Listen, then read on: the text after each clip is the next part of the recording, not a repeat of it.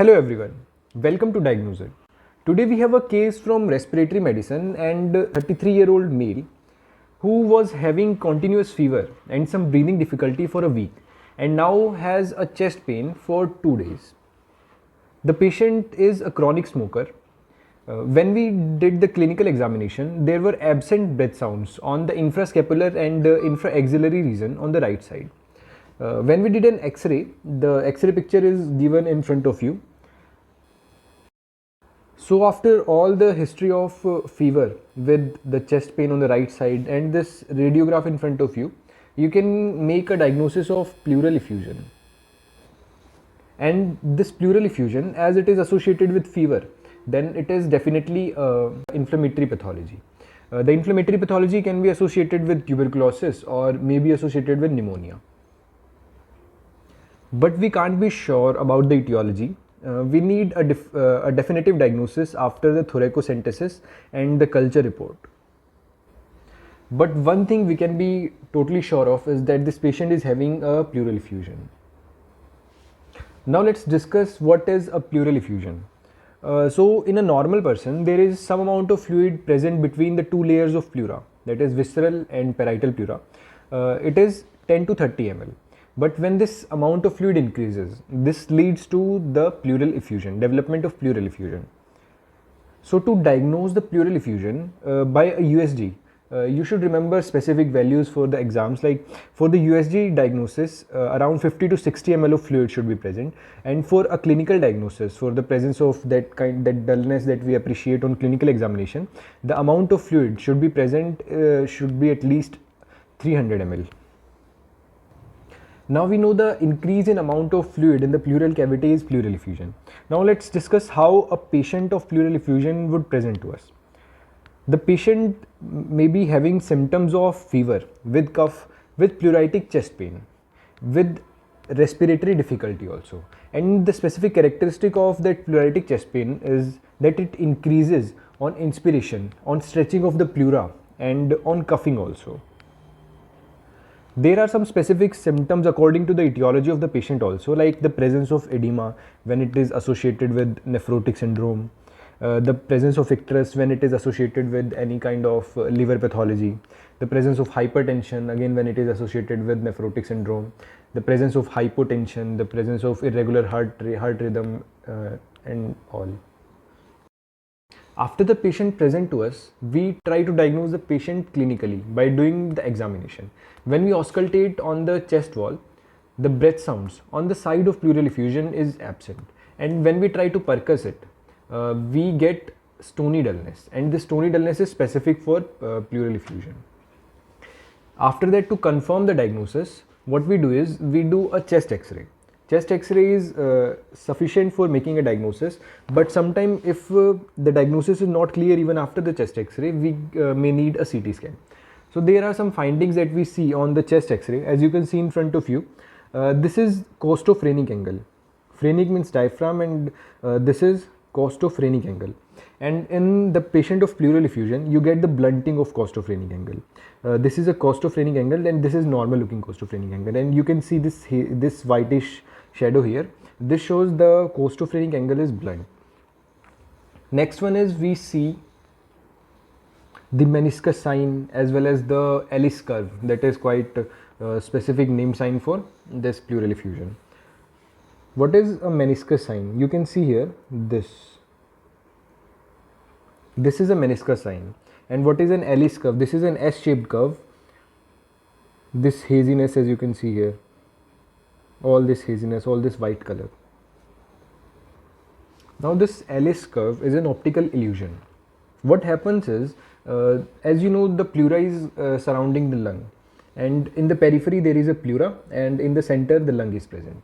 And the pleural effusion means the presence of fluid inside the pleura. So what happens is fluid develops inside, fluid fills up inside the pleura, and in the peripheral place only pleura is present. So in the X-ray we get the shadow of only fluid, that is white in color, but in the center we have both the pleura as well as lung also. So firstly, we encounter the pleura, and this is the fluid present. This is also the pleura, and this is the fluid present. And in the center, we have the lung filled with air.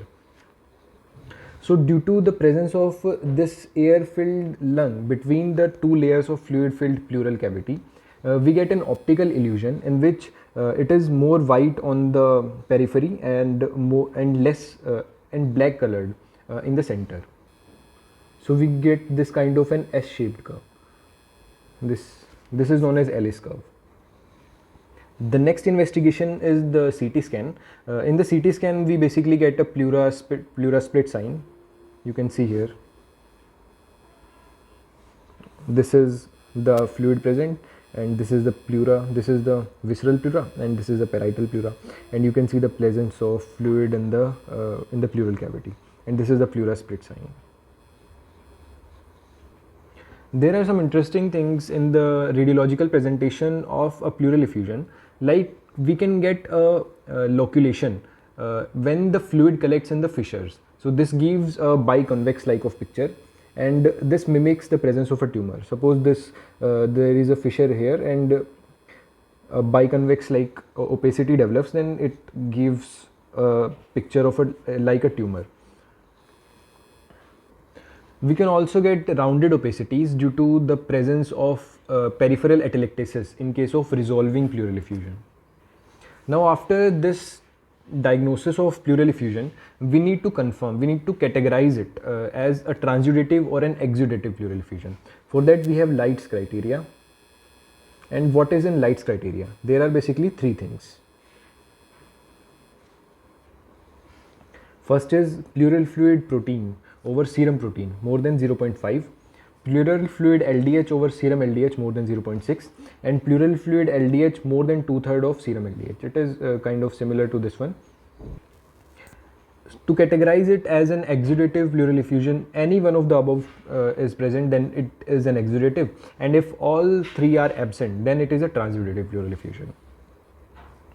Now, the causes of transudative and exudative pleural effusion are: in transudative pleural effusion, the pathology is not in the lungs, it is somewhere else. It is just to remember it. Like in transudative pleural effusion, congestive heart failure, the pathology in the heart, and in nephrotic syndrome, the pathology is in the kidney. In the cirrhosis, the pathology is in the liver. In the superior vena cava syndrome, the pathology is in superior vena cava. In mixed edema, in constrictive pericarditis, in Budd-Chiari syndrome, in peritoneal dialysis, you can see the pathology is not in the lungs. In an exudative pleural effusion, the pathology is in the lungs. Like in tuberculosis, the pathology is in the lungs. For the diagnosis of TB pleural effusion, we do a test of adenosine deaminase enzyme inside the pleural fluid. Next one is cause of exudative pleural effusion is presence of pneumonia. The pathology is in the lungs. In pneumonia, the pleural effusion can be synpneumonic, which is an uncomplicated type, and complicated parapneumonic effusion, and empyema also. Next one is due to malignancy, due to connective tissue disease leading to damage of the lymphatics as well as blood vessels in the lungs, in the pleural cavity basically. Next one is pancreatitis. And next one is fungal infection of the lungs and occupation lung disease like asbestosis also. There are some drugs that also causes pleural effusion. These are bromocriptine, dantrolene and nitrofurantoin. So this is the list of causes in front of you. You can write it down. Now let's come to the treatment part of this pleural effusion. There are basically four things that we do in the treatment. Firstly, we do the treatment of specific cause. Next is we do the drainage of fluid. Next is we can do the pleurodesis, that is we basically interpose two layers of pleura. Next is we can do surgical management. There are four main therapeutic approaches that we can do to treat a patient of pleural effusion. So firstly, in the treatment by a specific cause, in the connective tissue disease related pleural effusion, like in SLE and in rheumatoid arthritis, we try a course of steroids. Next one is TB related pleural effusion, we do anti-tubercular therapy. For the amoebic pleural effusion, we try the drug metronidazole. In the hydatid cyst, for this one, we need surgical removal of the cyst. For the pancreatitis related pleural effusion, we manage the patient conservatively. But we also give drugs like somatostatin and octreotide. These are for the closure of the tract. In the CHF, we need diuretics and the response is quite quick. In a case of malignancy related pleural effusion, we try to manage the malignancy first by doing chemotherapy, radiotherapy, and surgical intervention by removing the tumor. Now, in case of chylothorax or in case of recurrent pleural effusion, what we can do is we can do tube thoracostomy as well as therapeutic thoracocentesis also. But we should remember one thing, that in tube thoracocentesis or in therapeutic thoracocentesis, we should not remove more than 1.5 liter of fluid, because if we remove more than 1.5 liter, then there is a loss of volume as well as protein also, that increases the chances of reperfusion causing the pleural effusion.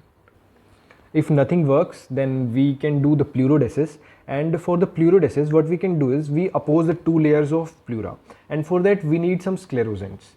And there is a specific thing in pleurodesis, that the sclerosant should be injected inside the pleural cavity only after the catheter drain decreases to less than 150 ml per day. So this is our case. What is the treatment option that we use in our case? Firstly, we do a thoracocentesis. Then we do the culture as well as the adenosine deaminase levels to try to find out what is the cause of this pleural effusion. After we get to know the cause, then we treat it according to the cause. Like we can use the antibiotic according to the culture and sensitivity response of the bacteria. Other options in the treatment of a pleural effusion are the drainage options by intercostal drain with underwater seal. In the surgical option, there are options like decortication of lung, the pleurectomy, thoracostomy, thoracoplasty. So this is all about pleural effusion. There are some atypical radiological features that you might find interesting to read, like the comet-tail sign, the Bluvovsky syndrome, the round helical atelectasis, the pseudotumor, the shrinkage lung, and the folded lungs. These are some interesting things that you can read about a pleural effusion. These are atypical radiological findings. So this is all about this pleural effusion. If you have any question, you can post it under the comment section. I'll try to answer it. So thank you very much, and don't forget to like, share, and subscribe to my channel.